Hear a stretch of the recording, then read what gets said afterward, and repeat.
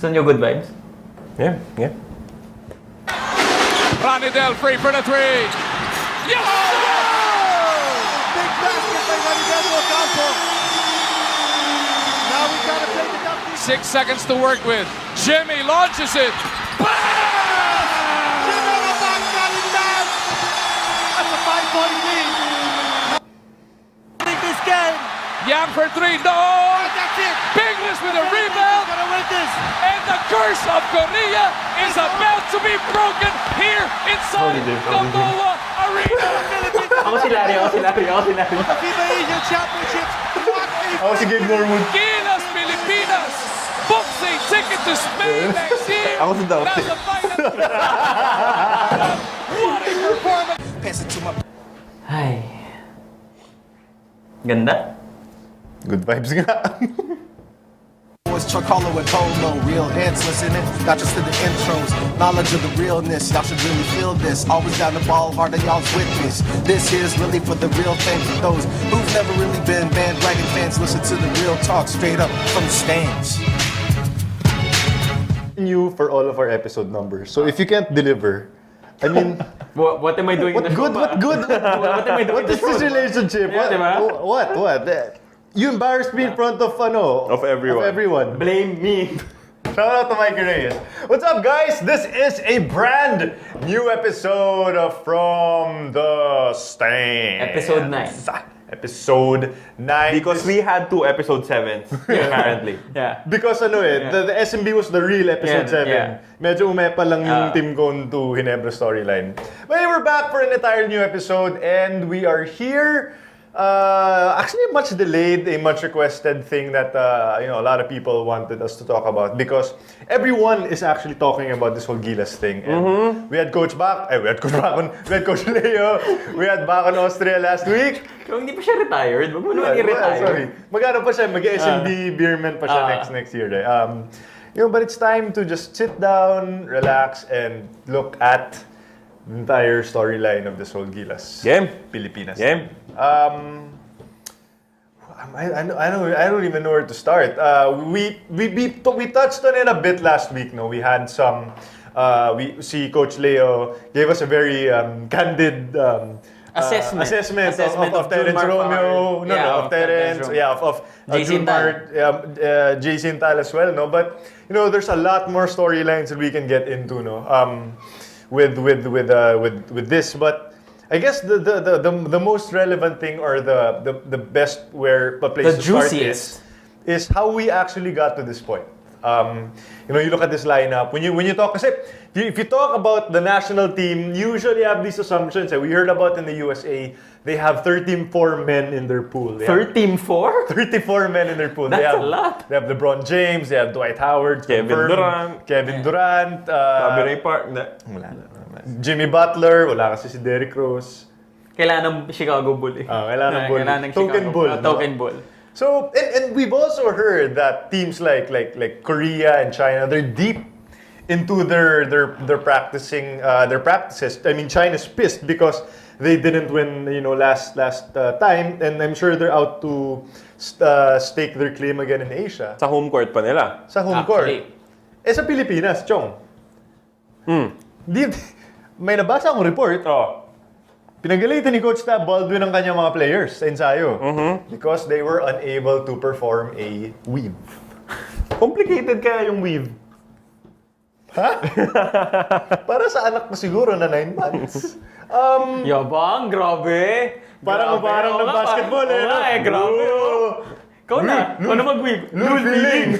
Diba? But no, we're here. And the reason why I say that is because they're basically starting from zero. Yeah. They are starting from scratch. Yeah, you have key players like RDO who are back. Thank God. Jason Castro, Gabe Norwood.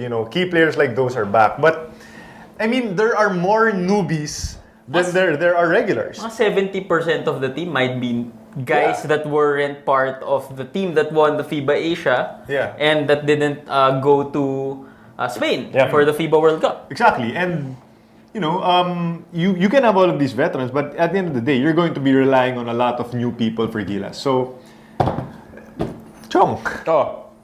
How did we get there? How did we get here? I think the PBA and the Gilas group sat down too late.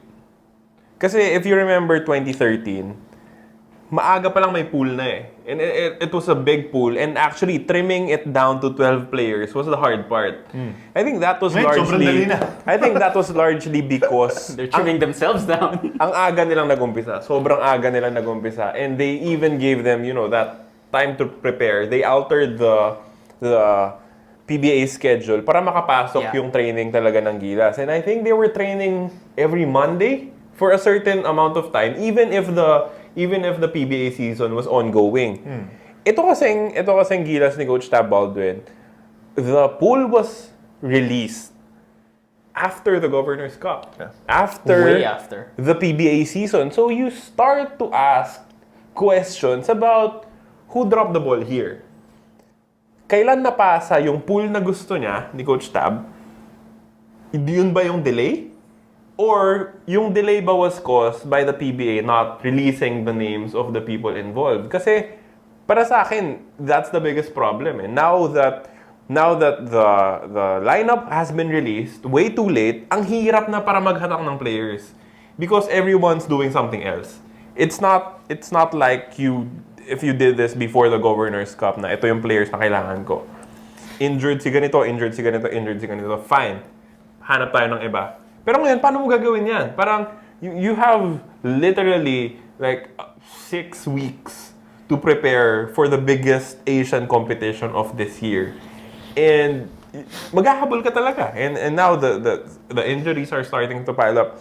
Kelly Williams injured his MCL. Andre Blatch Blatch is feeling something. Si Terence Romeo is currently confined. Parang food poisoning or something. Hindi natin binigyan yung sarili natin ng margin for error that we need for the long term. In 2013 and 2014, we had that. We even added Bo Belga. Para lang, just in case something happens, may hahatakin tayo to help out. Now, we don't have it. Parang parang, alam mo pag naghahata ka ng basketball, so madali maghatak pag Sabado na may klase. Pagdating ng weekend, imposible mo nang hatakin yung mga kaibigan mo mag-basketball ulit. It's that same case. We let the PBA season end, and it's now harder to get players who are on vacation mindset. Because if their names were released earlier to the public, if it was made known to them before the PBA season end, then they wouldn't be all flying out to wherever. I mean, some of them would, but there'd be a lot more people that could probably be in the country or not preoccupied with other things that can join the team. But I guess kasi something that's just confusing me about your point is a lot of the key players who passed on Gilas 3 are those who are in Gilas 2. And I would assume na somehow they already knew na okay, I'm part of Gilas 2. So siguro naman may chance na tawagin nila ako for Gilas 3. I mean, you have players like Tenorio who passed. Junmar who passed, although it's not really his fault. And then you had players like Paul Lee, who was part of Gilas 2. I mean, those guys all knew that they were potentially going to be part of Gilas 3. So why now is it an excuse na late lumabas yung pool? Hindi ba parang technicality lang yan? Kasi parang at the end of the day... No, I agree. It's a technicality, but it's a huge technicality. It's a new coach. I mean, you're not gonna assume that you're part of a team formed by a new coach. That's just my opinion in it. I mean, hindi ka naman parang si LA Tenorio. I mean, he's one of the better point guards we have in the country, but he's not gonna be like, okay, assume na akong Gilas ako. Hindi ba medyo... Assuming. Oo eh. Yeah. Hindi ba medyo yun, makapal rin yung mukha. I mean, granted na you're part of Gilas too, but it's a new coach. It's not Coach Chot. It's a new group that's being formed. And that's why Carlos said we're pretty much starting again from scratch. So where did it all break down? Was the breakdown, you think, because are we not prioritizing? It can't be that we're not prioritizing this tournament. It's impossible because everyone knows that okay, we had success in 2013. We had success in FIBA. We won our first game versus Senegal. Yeah, we crashed and burned in the tournament after, but Nandun na tayo eh. Yeah. We're in the conversation already for international in Asia. No? In terms of Asia, we're there. So why all of a sudden does it seem like we're cramming again? Why is all this happening again? Sa basketball season, there's some games you call as trap games. Right? When you win against a really good opponent, You win like 4 straight tough games. kahit isa lang. No, like after ng Ateneo Lasal. Kung may tinumba ka, tapos Adamson kunwari. Tapos Ateneo na mas mahina yung kalaban mo, and then another big game after. That in-between game is a trap game. I think this was the trap Tournament. FIBA Asia Championship. Why? One, kasi ang taas nung narating natin dun sa FIBA 2013. Silver medal, a win in Spain. If you're returning, parang we all saw how nasty we got when we failed sa Asian Games. Everyone was just flat out Turning on Coach nasty. Chot, Yeah. players. Now, if I'm a player, I'm not exactly super excited to join 2015 coming off that success. Kasi parang matatakot ka rin eh. At the end of the day, we expect bigger and better results. And what's bigger and better than a silver medal finish? It's a gold. It's just a gold. So it's Not just a either gold, that. but a gold and In- a slot. It's a gold in China. Yeah. In China. That's very difficult. Para sa akin, I think that played a factor in the decision making of the players, that they feel this is going to be hard. And again, if I'm Mark Pingris, if I'm LA Tenorio, tinitignan mo rin yung timeline eh. Parang, sige, dun sa 2013, we got this far and we had this much time to prepare. 6 months to prepare. Now, we're trying to do this all over again in China. In 6 weeks. And we have 6 weeks to prepare. So parang, kinukumpara mo rin yung nangyari before and yung nangyayari now. And iniisip mo, do I want to be a part of this? Yes, we all pray, we all hope and pray that they would become part of Gilas for whatever, parang grow out of it, na overcome yung any fear nila. But these are legitimate fears from the players who have joined before. Like, Larry Fonachero isn't there. Jeff Chan isn't there. Paulie isn't there. Kasi I think there is some hesitation for them. But the biggest question now is, wala si Tenorio, wala si Pingris, although pwedeng bumalik, at wala si Junmar Fajardo. The question we have to answer is, bakit walang SMC guy dun sa buong Gilas? As in, ganun ba kalala, na ganun ba kahina yung SMC players that outside Junmar, Pingris, and LA, no one, absolutely no one deserved to be in Gilas? That's the question that we have to answer. Well, one of those teams just won 2 championships this season. So I would think their players are pretty good. Yeah. Just a 2-time MVP, the best shooter in the PBA, arguably former MVP. So these guys are pretty good. Okay, this is gonna be a heel turn move, but it's a popular opinion, or it's a popular narrative. I'd use that better, to go up against or to hate on SMC as a corporation or as a group for supposedly, disallowing or banning their players from joining, and that's something that it's speculation. I don't wanna say that we can prove it. We can't prove that, but I think that everyone is to blame, not just SMC for whatever reason, but also even the SBP and in effect the MVP group, because first of all, I feel that the handover from Coach Chot to Coach Tab was sloppy. I mean, Coach Chot, you were asking this kanina, parang kung Gilas 2 ka, but di mo isipin na part ka ng Gilas 3. Coach Chot could have secured some sort of verbal commitment or some sort of level of commitment from at his level, and then handed it off over to Coach Tab. Kesa sa we're starting from zero. And then also, I believe that the communication or the involvement of the PBA coming from a coordination side from the SBP should have also been improved. I mean, eto na tayo narating na natin yung world level na inaasam-asam natin. How come no improvements or no tangible improvements were made from that point up to now.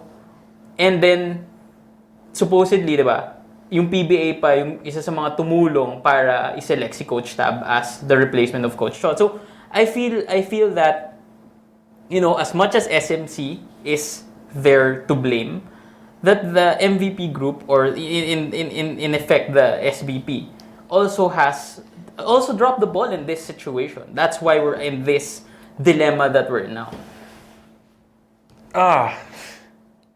Well, for starters, I don't think it's a coincidence that no SMC player is there. That's true. Except It's not. Fingers probably. It's not a coincidence. Para sa akin lang, I get tagged with all these like pictures na pinagtitripan si Tenorio, si Fajardo, and si Pingris. And parang personally, nasasaktan ako para sa kanila eh. I don't think we have a right to ask for anything else from Fajardo, Pingris, and Tenorio. Para sa akin kasi, it's just simple. If you played for the country once, parang serving yan in the military.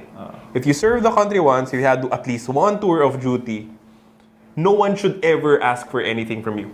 Kasi wala dapat kaming right to say na... Kaya ang daming Alaska ngayon eh. Exactly. Parang hindi mo na pwedeng... Hindi ka na pwedeng Real talk. makahingi eh. I mean, LA Tenorio. Sige, let's look at the case of LA Tenorio. 2013 FIBA, Asia, he was a part of the team. Yeah.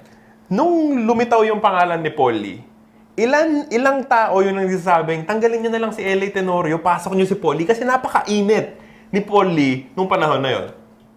Isa ka doon? Well, I was insinuating lang. Ako hindi ako isa doon. Hindi ka isa doon. Hindi ako Kasi- isa Kasi doon. fan ka Ni Polly. ni LA Tenorio. I was serious. Okay, if I had to take out a guard, I wouldn't take out Alapag, Castro. Yep, you take out LA Tenorio. Yeah. And we were openly saying that na parang sige, tanggalin mo na lang si LA Tenorio even if he already competed in the FIBA Asia Championship. Na parang ba't ganun? Ba't ngayon sinisisi natin siya for not wanting to join Gilas when we were so ready to take him out of Spain when he actually deserved it by winning with the team in the Asia Championship. So I really don't think that fans should be putting these players on the spot. I mean, Pingris nababalita na babalik siya. He just spent 2 weeks in France to be with his family. Pero the damage has been done. As in, ang dami nang nagsasabi na India si Pingris kasi Exactly. nangi-Indian siya. Parang ang lakas natin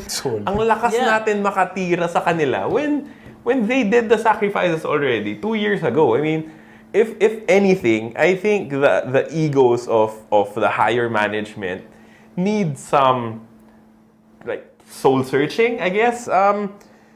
I feel that this entire mess is a big miscommunication problem between the PBA, the MVP group, the SMC group, and everyone else involved in the program. Kasi I don't think they ever like sat down for Gilas 3 Before, yeah. Parang the PBA always expressed its support. Commissioner Chito Salud said 100% tutulong kami dyan.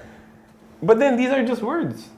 Parang kung hindi mo uupuan, if you don't set like a straight line to forming the best team possible, there are bound to be miscommunications. And you already know that these two entities are not very supportive of each other. Magkalaban yan eh. The PBA is their battleground. So, kung ako yung nagpapasweldo kay Junmar Fajardo and Mark Pingris and LA Tenorio, I'd have hesitations lending them to you kasi Gilas is a promotion of the MVP group. So babalik tayo dun sa popular opinion that for Gilas to be successful, we need an independent body to take care of it. That's one of my solutions with it. I mean, I'm thankful for everything that the MVP group has done. But we also have to think long term, transitioning out of the situation where one of the team owners actually has control over the national team. Kasi ang nakabandera naman dyan, Smart, ang nakabandera dyan, brands ng MVP group. You're not gonna see a San Miguel or an Alaska or a Rain or Shine logo there. If if, and this is me moving forward with a different scenario. If kunyari a local brand like Jollibee comes in, Jollibee will come in and want to form the best team possible because it gives them the best exposure. Sure. Then you give equal treatment to all of the brands. Sagyan mo ng tig-iisang maliliit na logo for San Miguel, for Smart, for Alaska, for Talk and Text. Mangyayari dyan is you're going to be able to pit SMC and MVP against each other. Which group will lend more of their players to the national cause? Sa akin lang kasi, ako, again, this is just real talk. If I'm someone from SMC, there are more reasons to not lend a player to the pool than there are to actually lend the player to the pool. I mean, a prime example was we heard about, I'm not sure if you know, you've heard of Dante Exum, right? From UT Yeah. playing for Australia, tapos he tore his ACL during a practice. Now, if you're Coach Leo, and then diba, he talked about last week, he had this conversation with Junmar this entire time na, do you want to play because it's on you? And then Junmar would say, Coach, gusto ko talaga maglaro. What if he did play? And then what if he's practicing right now and, God forbid, of course, something like that happens. Now, the fans who wanted Junmar to play now have to bite their tongue because, okay, sana pala the siya naglaro. SMB fans. Yeah, who were saying, who wanted, bakit wala kaming player dito? Exactly. Ngayon, no, this is what you're this is losing what out you on the get, chance. diba? I mean, that's real talk, and that's the honest truth in it all. So yeah, alam mo, to be perfectly honest, like I don't know if there's any party who comes out of this na walang konting kasalanan. Yep. Except Alaska. Fans, Alaska's three. You know what? Okay, I just have to say, after for the past few years that we've been calling you out on it, I mean, we can't call Alaska out anymore. I'm so happy. That's a joke that we can't use anymore, right? I'm like, hey, We're done. Hey, we made it to the finals twice. Yeah. We have 3 players in Gilas. You have your head coach is an assistant. Yeah. Hey. That's full support. Power to the people. That just tells you like how funny this world turns. I mean, 2013, hindi tayo maharap ni Chuck about anything. Totoo eh. Ingit ako sa inyo Hindi eh. siya makatingin sa Ito lang guys ha. Ingit ako sa inyo. Guys, Totoo lang tinext ko si Chuck after nung FIBA Asia. Tinext ko silang dalawa kasi bibilan ko sila ng jersey nung Gilas. Guys, sinong gusto nyo? Naturally, si Pingris. Carlo, Pingris yung hiningi, away jersey. Ang hiningi ni Chuck, Pingris, home.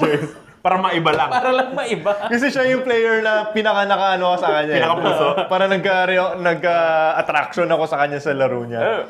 Going back na lang to Polo's point earlier about an independent company. In a perfect world, Yes, sure. if Jollibee or Bench or whatever. No, like Ayala comes in. and like if Yeah. an independent Or group Zubel or something. goes all in on the Gilas program, I would love for that to happen. But it's not going to happen. It's not. It's not going to happen. The only companies that care enough to spend an unbelievable amount of money for basketball is MVP and SMC.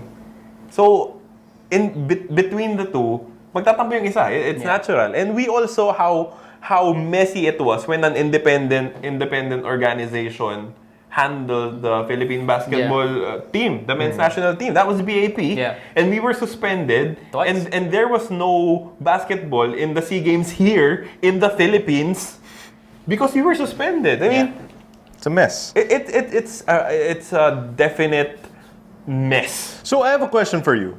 Would it be a different story if, okay, this is purely hypothetical, would it be a different story if the body leading, the charge for Philippine basketball was from SMC? Yes. Or would it just be the same thing? It would be the same thing.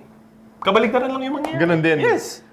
So there would always be a reason why Castro or RDO wouldn't be I playing. believe so. Why do you think also it affects not just the forming of the national teams but also forming of the PBA teams? Why do you think MVP's so desperate to get talent like Troy Rosario or Kiefer Ravena in the future? Because alam niyang if it's in Hindi his niya maasahan phone, yung SMC. kailangan niyang kung mabitawan niya si Troy or si Kiefer sa isang SMC They're group. lost iba forever. yan. Gone Iba forever. yan. They're lost forever. Exactly. Yeah. So it goes beyond this whole politics thing just goes beyond forming the national team. It's just really dirty, messy basketball. Okay, that being said, we talked about all of these things. I feel like also, I mean, it's also a disservice to those who are actually playing. Yes. Yep. Yes. And wala na tayong magagawa dyan. Wala na tayong Greg Slaughter, Marcel Asseter, Arwin Santos, Junmar Fajardo, L.A. Tenorio, those guys are not walking through the door to save, or not to save, but to help to resuscitate our program. It's on the players who are practicing every 8 p.m. on daily, who are going to be flying out to different tournaments. They're going to be representing the Philippines. So let's focus on those guys. Let's focus on them and what they can do. Let's throw the full support on those guys. Yeah, for sure. Yeah, for sure. let's forget about the pullouts and all. I feel like somehow it's dying down already. Yeah, it is. Parang nandun na tayo sa acceptance. Okay, wala tayong magagawa. This is our team. Let's think positive. Let's think positive. Because, these are the guys who we're rolling with. Yeah. So, Game. okay, so does anyone have the roster or memorize na natin at this point? It's Mainstays. Jason Castro, RDO, Gabe Norwood, Matt Ganuelas-Rosser, is there? JC Ental, Aldrich Ramos, Terence Romeo, Calvin Abueva, Sanitos. Don Ontiveros, Don Ontiveros. Calvin Abueva, Yung red Sanitos, shirt okay na. Azita Olava, Troy Rosario, Aldrich. We have the core, not the core, but the MVP core of Gilas. We have a bunch of really talented newbies to the international scene. We have a lot of veteran bigs in TOS and Asita Olava, and we have some wild cards, some players who can fill in the gaps in Aldrich Ramos and Troy Rosario. Gary David, I forgot. And of course, Gary David. Okay, here's how I want to frame it. We all know what these guys can bring to the table. If you've been watching the PBA for the past few years, you know that Calvin Abueva will bring you energy. Terence Romeo is probably the best one-on-one player in the Philippines. Yeah. You know that Aldrich Ramos can do stuff. You know that Troy Rosario Can you play basketball? Aldrich can play basketball. Yeah, he's good. He's aight. He's the PBA. Troy Rosario was a revelation in the SEA Games. And in the 3-on-3. And we forgot Jimmy Alapag. sorry. Jimmy Alapag. And Jimmy Alpha. Confirmed na ba? He's in the pool. Can't wait to see him in a Meralco jersey next season. Nah, for another day. Yeah, for another that's day. a different Let it go. Sige, here's what I wanted to do. Among those players, I wanted to know na if, and again, this is hypothetical, if the core of Gilas 2 were still available, sino sa mga new recruits would you still be picking to include in the pool? Interesting. Ako na. Go. Sige. Simulan ko with this video ni Terence Romeo. Once more. He quit! Look at the guy. Okay. Over, trying to delay. No! You enjoy that on your own time. Okay. I like Terence Romeo. I mean, I'm all in on Terence Romeo being in Gilas, even if we had the core of Gilas too. I'd actually remove L.A. Tenorio for Terence Romeo. You'll remove him again? Yeah. Oh, I never asked to remove L.A. Tenorio. It was Randy Del that I wanted out. Like, way back. Okay? Nice. Yeah. Okay. Nice. And then, right a week after, I called him Cap 2.0 to make it all up. So, It's still bad. Yeah, so, But I want Terence Romeo purely because he does two things really well. It's attack the basket and shoot from the outside. And those are two things needed in international basketball, especially with the system that Gilas is running. I believe they're still going to be running a dribble drive types of system. And Terence Romeo can get to the basket, even as proven, against bigger, taller defenders. Yep. Ikaw, are you high on Terence Romeo? Because Coach Leo wasn't really too high on him, saying that he doesn't really have a position in international. But ikaw, where do you stand on him? We always say that the perfect example of Philippine basketball is Jimmy Alapag. Yeah. But for me, like the grimy Calzada Philippine basketball, the encapsulation of that is Terence Romeo. Exactly. Because every kid right now wants to do those things. Yeah. Yes. Wants to cross over someone, wants to So embarrass someone, to make someone quit. everyone. Yeah. Nah. Terence Romeo is a Pinoy basketball Yes. player if there ever was one. So para sa akin, parang it's about time that we gave this kid an opportunity to play, parang in the international game. And we're not saying that Terence Romeo should get 30 minutes a game. Yeah. We're talking about Terence Romeo being there at end of quarters. Alam mo yung change of pace Sure. guard na you prepare for, I'm sure other teams are preparing for Jason Castro. They're preparing for Andre Blatch. Terence Romeo is the hugot na pwedeng ilabas ni Coach Tab at end of quarters just to change the momentum or just to, shake things up a bit. Siya yung saktong panggulo lang ni Coach Tab dun sa buong system. I disagree. Okay. I think Rome is gonna play a huge role. Talaga? Wow. I think it's gonna play a huge role. Interesting. Kasi there will be times that we're going to be down. Yeah. Like big. There will be times like that. And there will be times when, a powerhouse is gonna be up by 10 points, third quarter na, it's gonna look hopeless. I think that Romeo is going to have a game wherein he's going to, he's gonna lead a comeback, he's gonna do the Romeo things. I think he's gonna be huge for Gilas. Yeah. I think it's really gonna be I huge. hope so. I really do. I don't think you get Romeo to be a bit player. Yeah. That's the thing. He's someone who, diesel yan eh. Actually, hindi nga diesel, unleaded yan eh. From start to finish eh. V-power. Ano lang yan? Fifth gear lang yung... Fifth gear, walang primera eh sa kanya. Okay, next player. So we're Romeo makes it to the pool. Yeah. Regardless of whoever's there. How about Aldrich Ramos?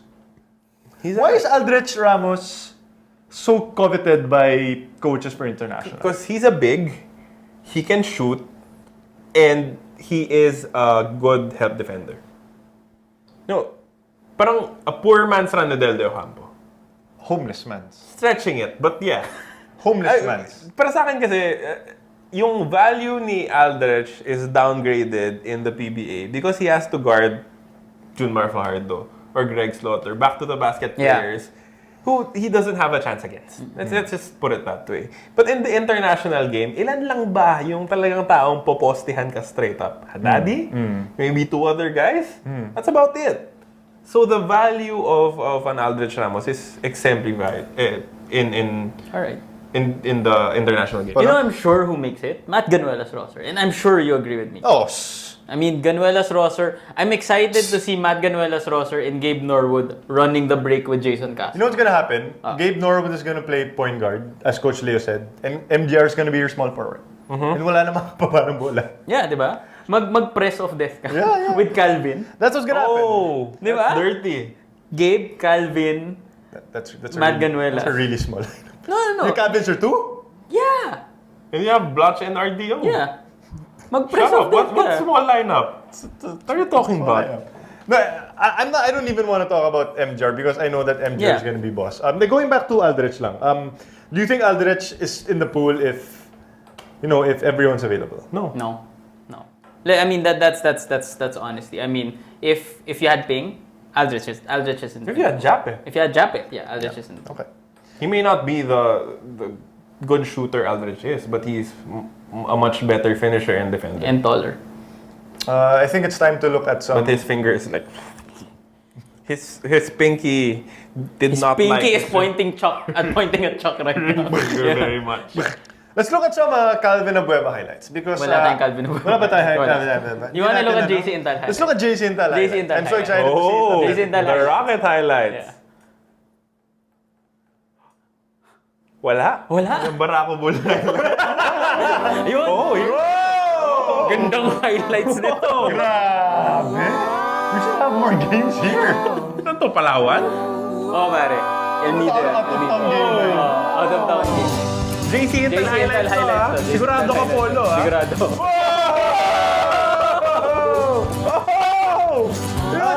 You know what JC Intal wins at life? JC Intal wins at life. Shoutout pala to JC Intal, future dad. Yep. And current Dove man. Yeah, Doveman, who... okay, this is JC Intal's life. Marries Bianca Gonzalez. Breakout season. Breakout season. Member of Gilas. Nakalimutan mo yung pinaka-importante. Ano yan? Reception sa Smart Araneta Coliseum. Reception sa tama. Smart Tama. Araneta Coliseum. And is gonna be a dad in a few months. You basically forced Ding Dong and Marian To get married somewhere. Samoa. Just to match up with you. Yeah. JC Intal's the dude right now. Like he's living the life. And to reward him for his contributions dun sa resurgence ng Barako Bull. They just signed him to a huge 1-year contract. David Barako.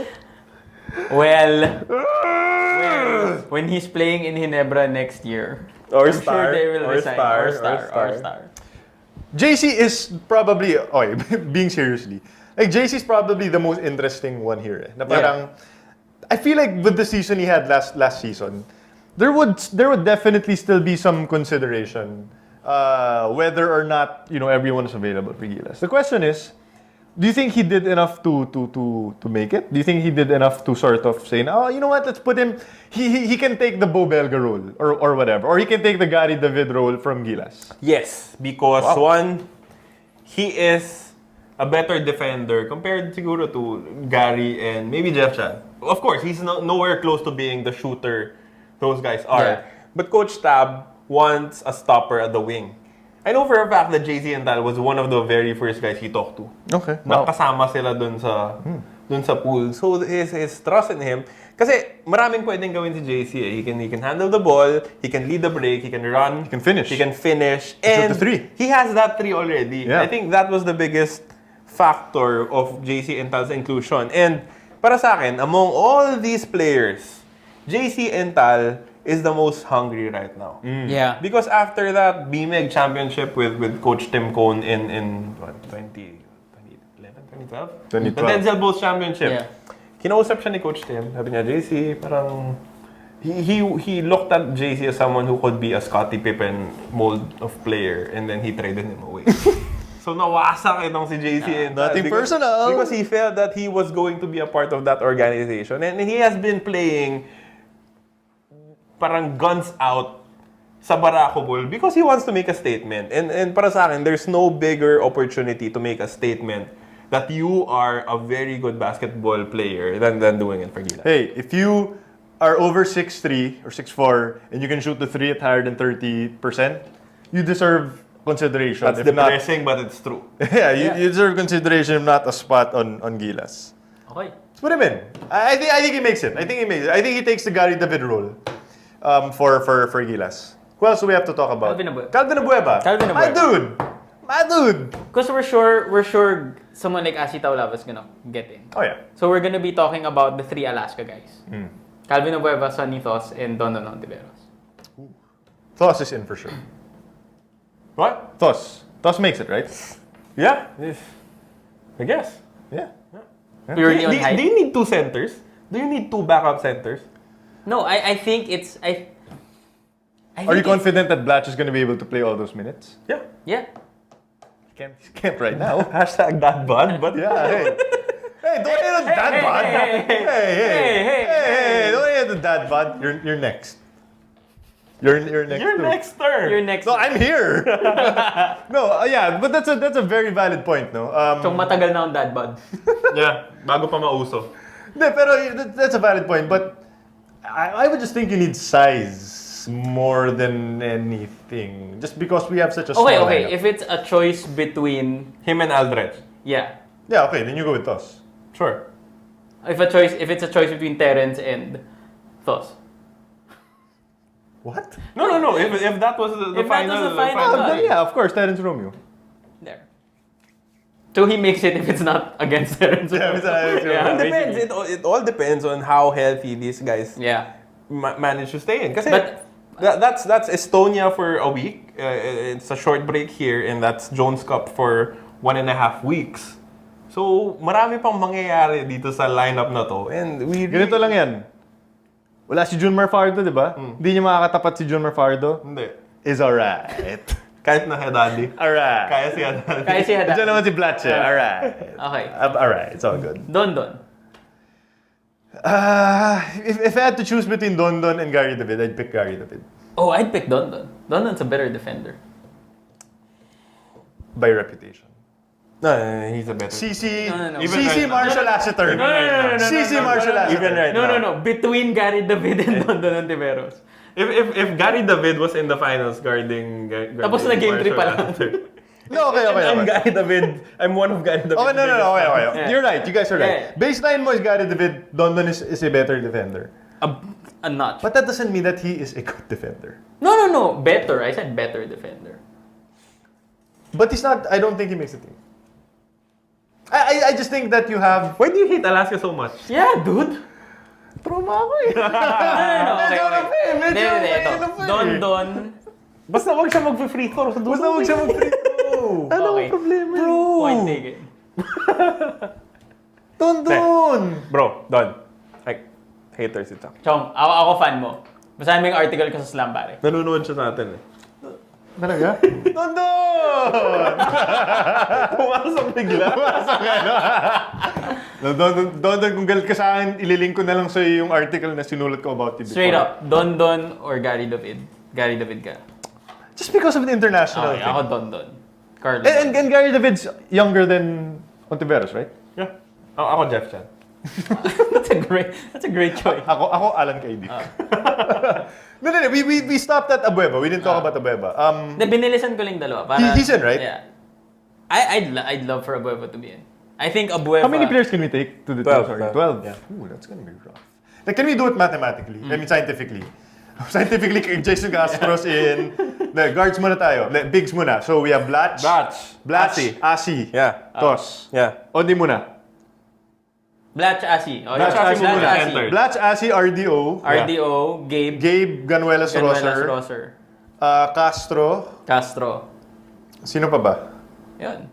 Those are the only sure ones. Jimmy. Hindi, wag mo muna Oh, si Jimmy. wag Wag mo mo na. muna si Jimmy. Oh, yun yung sure mo. Anim. Anim. Terrence. Terrence, Since we're all sige, in agreement. Terrence is in. Since we're all in agreement. Oh. Tos. Fine. Sure. Thoughts? Put in Tos. Sige.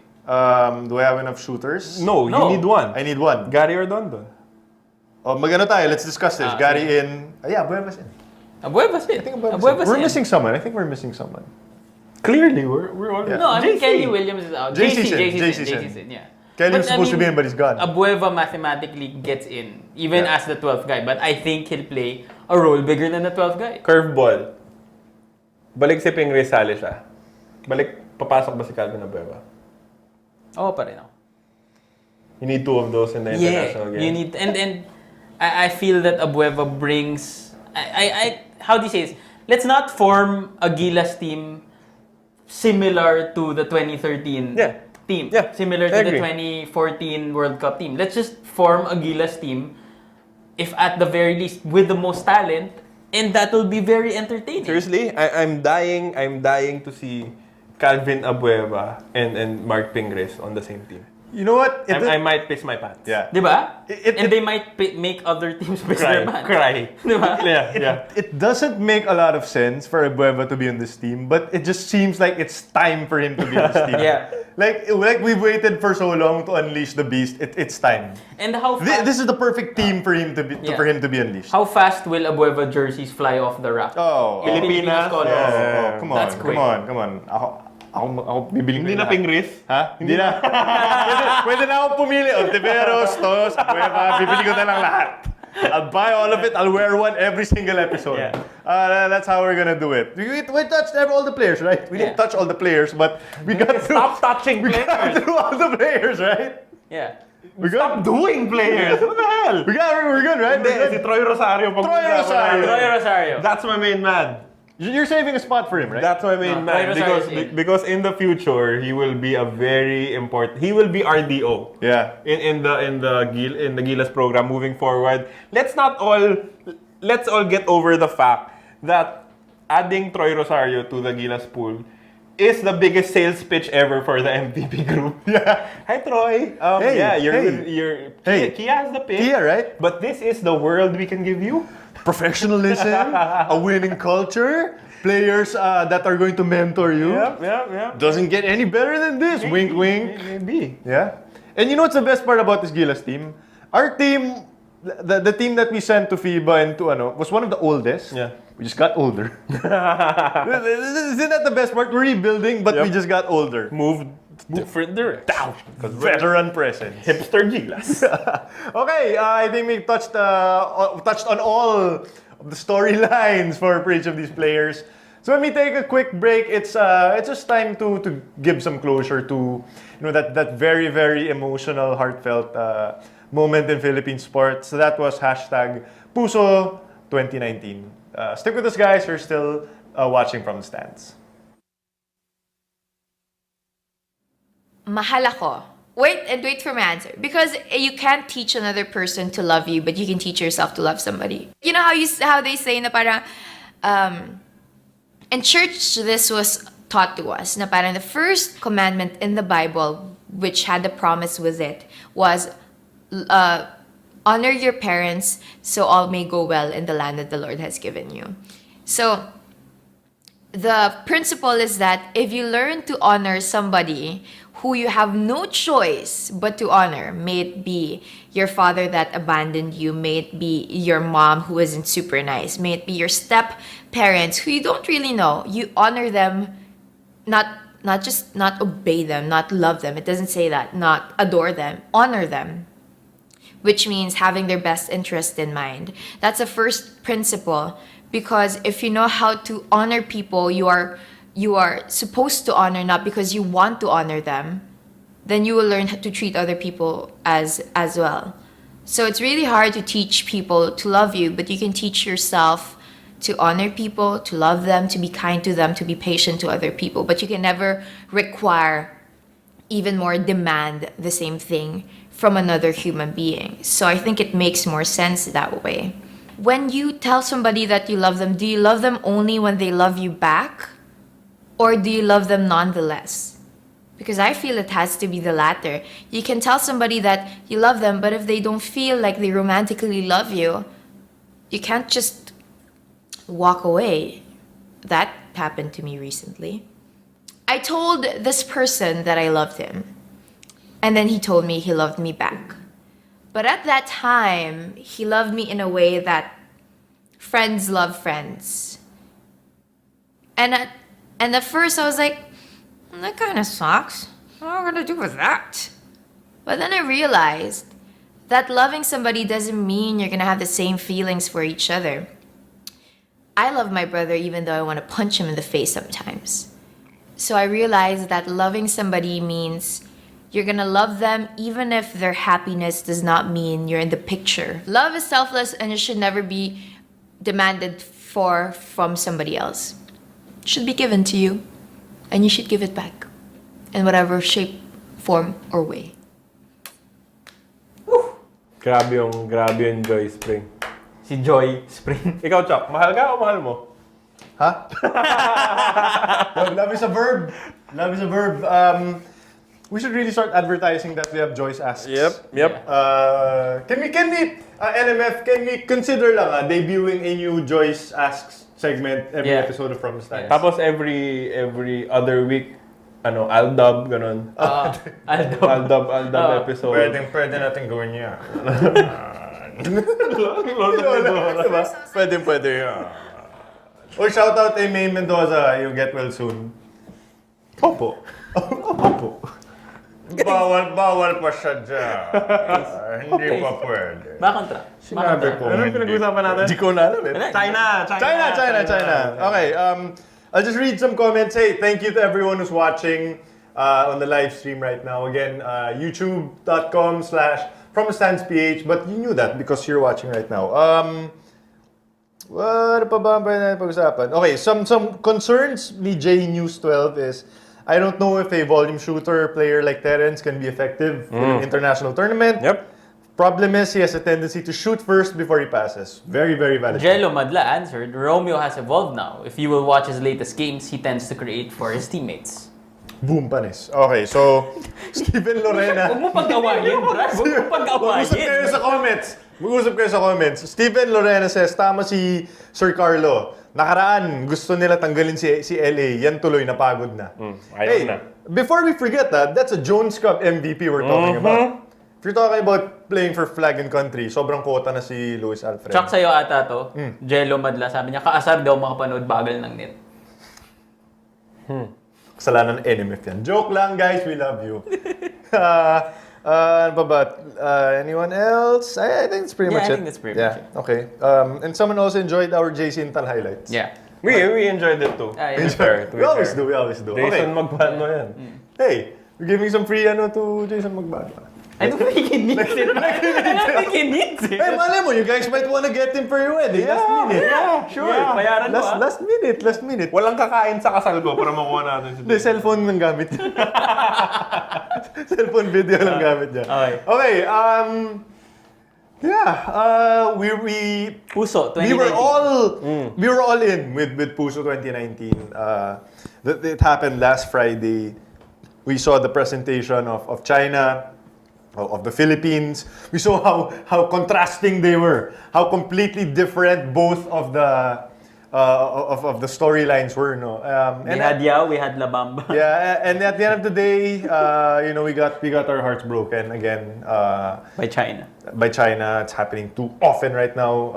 But here's a question I wanted to ask you guys. And I need you to be straight up real with me. Na? Walang steer talaga. Walang steer. Did you really think we had a chance against China? No. But after watching the pitch, kind of yes. So it's that kinausap ka ni King Leonidas tas na-inspire ka. Till the end. Kahit na yung Persians, yung Persians. I've watched so many MVP speeches in my time. Parang, Ikaw na. Hindi, I mean, kasi palagi siya nagsasalita. And I've never actually seen him stutter because he was so nervous about it. Yeah. Parang nararamdaman mo na MVP, this huge person, this business god in the Philippines was actually stuttering because he was nervous about Because it. of the enormity Because he of the moment. Because he was so passionate about it. So parang after I saw the pitch, it was the perfect pitch for us because we all did not mention what China was going to win anyway. Yeah. Yeah, parang rooms, fine, yeah. Train, of course. But you know what? We can give the FIBA World Cup parang the respect and the love and the adulation that it deserves here in 2019. And I thought it might have been foolish of me looking back to think that we actually had a chance. I don't think there's anything foolish about dreaming and hoping that we would get it. I mean, if you're in the top two, then that means there's always going to be a chance. Whatever percentage it is. Ikaw, Paul. Coming in, I really didn't think we had the chance. I felt na it was okay. Fact of the matter is, China is big. Yun na yun eh. Malaki sila and they hosted large events before. And the Philippines was basically the underdog coming into it. But I understand, and I'll admit to you, I understand their decision. Because there's a lot of questions left unanswered after the pitch. And I'm sure naman nasagot rin nila dun sa closed door question and answer. But yung point ko lang is I don't understand why the Puso angle was so bad. I was reading a lot of comments after the pitch, after everything settled down, and they were all blaming why the Philippines approached this pitch on the Puso angle. Ang sa akin, How do you approach it? exactly. This isn't a pitch na you have to answer point for point what China is saying. Because fact of the matter is, if we do that, We will lose. We will be murdered. It was 14-7, right? Exactly. If we did it the way they did it, Exactly. it would be 21-0. Exactly. But by appealing to the emotion and showing to basically the entire world how the Philippines, what Carlos said, how the Philippines would love the FIBA World Cup in the country.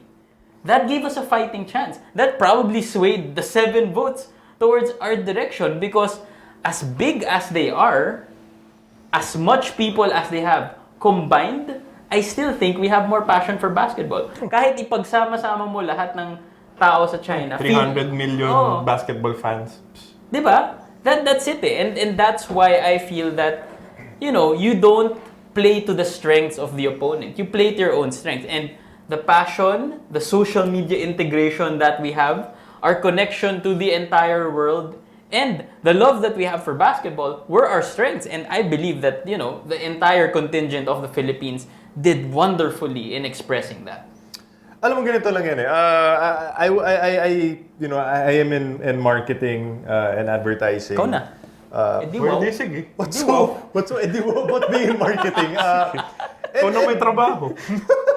And I have done pitches, and I'll tell you, you can have this product that isn't the best in the world, but if you believe it, and if you're passionate about it, and if you can sell that, and if you can sort of share your vision and your passion for that to a person, you will win. You will win a pitch based on your based on just how badly you're projecting to people that you want it. And at the same token, you can have all of the research, you can do all of the homework, you can be completely prepared, but if another person has a more flashy presentation, a more impressive, more star-studded, that person can also win a pitch. Ano lang yan eh. Depende na lang talaga yun sa trip ng kliyente, kumbaga eh. You can never really tell until the last minute, until yung post-mortem. Do they value passion of basketball? Do they prioritize existing passionate fans or building passionate fans? Exactly. I would even wager na maybe medyo nagkandara pa yung Pilipinas when FIBA sort of gave their opening statements na they wanted to build the brand of basketball. Because for me, as soon as they said that, I knew, okay, this is something that China Can capitalize on. And I guess nagkaswak lang siguro somehow that was really part of their presentation. We have this crap load of people. We're all going to use this tournament and make them passionate about basketball. But at the end, we're gonna try to make them passionate about basketball. But at the end of the day, ganito lang yan. Sa marketing, you accentuate your strengths and you play down your weaknesses. Yep. And that's what the Philippines did. Yep. They tried to get into the infrastructure. Pero the thing is, lahat pangako eh. We have in Cebu, in Philippines, in Manila. We're eventually going to fix the NX. We're eventually going to fix the roads. We're eventually going to fix the MRT. And by the way, you should fix those things even without having to worry about FIBA. Just fix the damn train, man. Okay? And the buses as well. And the traffic. Fix all of that even without FIBA. Pero, Puso 2019, diba? Puso, kalma, 2019. Puso 2015, kailangan yun eh. Okay, but here's the thing. I mean, you go down fighting. You go down giving it your best shot. And if you ask me, that's what the Philippines did. And that's why I disagree with what you said, Carlo. There's nothing to be ashamed of after that kind of a presentation. Sabi ko, I wasn't ashamed of the presentation. I was ashamed of feeling that we actually had a chance. Yeah, No. It's because kasama siya dun sa sinasabi mo eh. It's all about the client. And I don't think I might be banned forever from all FIBA sanctioned events, but I don't think FIBA is giving the Philippines the proper respect that it deserves. Preach. Yes, we hosted the 2013 FIBA Asia. But do you remember how we hosted it? Do you remember why we hosted it? It was because Lebanon can. Exactly. MVP, Coach Shot Reyes, and all of the SBP people presented their case to host the 2013. Lebanon presented with a player. And Lebanon won. Do you think for a moment the FIBA would choose the Philippines over China when they chose Lebanon over us in the first place? I don't think so. I mean, at the end of the day, Coach Chotre said that 80% of Filipinos are basketball fans. 96% of those want the FIBA World Cup to be here. That just gives you a 20% growth max in terms of the number of basketball-loving fans. In China, boundless. I mean, billion yung tao nila. So, para sa akin, it was worth fighting for, but at the end of the day, I don't think FIBA will ever buy into whatever we're selling to them. You know, my point sorry, just a counterpoint. I feel that a lot has changed also from the time we Not because of 3-on-3? No, not because of the- 3-on-3, because of the FIBA Asia because itself. of the FIBA Asia itself. How Because, well we did. I mean, there's a point here by Voltes5 that's his name on Twitter. He said na kung infra lang yung labanan, dapat eliminated na tayo agad. Paano pa tayo umabot sa point na yon na naging final 2? Because China had to go up against someone and everyone else pulled out. FIBA needed us there to make it seem that But we China got 7 votes. was going to win it. Exactly. But we still got 7 votes. And that's eternal credit to our team. So it was a miracle that we were able to get 7 votes I think versus so. China. I think so. This is me preaching like David versus Goliath again. Sure, it was something to be proud of. Them fighting, sila MVP, Coach Sean, Jimmy, and I suddenly became a fan of Lou Diamond Phillips. Oh yeah, Good Labamba, Lord, yeah. Lou Diamond Phillips. But He at was the great. end of the day, I don't think FIBA was going to give it to us. But I'm so tired of being second place. I'm so tired of being second place. Palagi na lang second place. Palagi na lang second place. Okay, But imaginein mo na lang parang imaginein mo na lang. May taga Spain na pumunta dito. Nag-rent siya ng kotse para pumunta sa MOA para manood ng laban ng Spain. Dumaan siya C5. Patay. Hindi. Inagahan niya, Chok. Inagahan niya. 3 hours early. Nung umalis siyang QC para umabot ng MOA Arena. Daan siya C5. Tapos binato siya ng hollow blocks. Chok, binato siya ng hollow blocks. Tapos, Binato siya ng hollow blocks. Tapos may dumaan na riding in tandem, binubukas yung kotse niya. tapos may taga Brazil. Bakit yung Brazil? Taga-Brazil, nag-waze siya. Nag-waze. Tapos parang okay, kailangan pumunta sa MOA. Quezon Ave. Daan siyang Quezon Ave. Quezon Ave. Wala na. Daan siya, tapos may flyover, nagbato ng bato. Bato ng bato. Nabasag yung windshield niya. Eh di nag-stop siya, chinek niya. Paglingon niya, wala na yung kotse. Tapos may taga-US. May taga-US. Google Map siya. Google Maps. Commute to MOA Arena. Sabi ng Google, 30 minutes by train. Metro Rail Transport. Real tra- Alright. Metro Rail Transport. Alright. Pumila siya ngayon sa MRT. sa North Am. Sa North Ave. Quezon Ave. Hindi, North Ave. Pagpila niya doon, nakita niya yung pila. Bumalik na siya ng US. Mas mabilis pa daw. Mauuna pa siya. Live stream na lang ako. Mauuna pa Eh di nag-live stream siya. Nagbabuffering. Wala rin, di rin na napanood. Nag-siesta na lang siya. We kid because we love. I love this country. I never got deep. Sumakay siya ng jeep. Tapos may dalawang tumabi sa kanya. Sumakay siya ng taxi. May naamoy siyang kakaiba. Biglang may gumapang. Basketball to the world! Rock and roll to the world. Nalataan yung gumagano yung taxi driver. Sumakay siya ng Uber. Hinuli. Koloro. Bawal na. Oh, no. Lahat na lang, no? At na lang. Okay. Buti lang di siya sumakay ng bus. Baka nahulog siya sa Skyway. Sumakay ng bus. Galing Alabang. Galing Alabang. Nakistay sa mga pamangkin niya na Phil-Am. Nakay sa Skyway, shortcut. Shortcut. Pag-gising niya, sa langit na siya. So, galing siya Laguna. May kaibigan siya sa Laguna. Hindi siya nag-skyway kasi takot siya mahulog. Doon siya sa baba.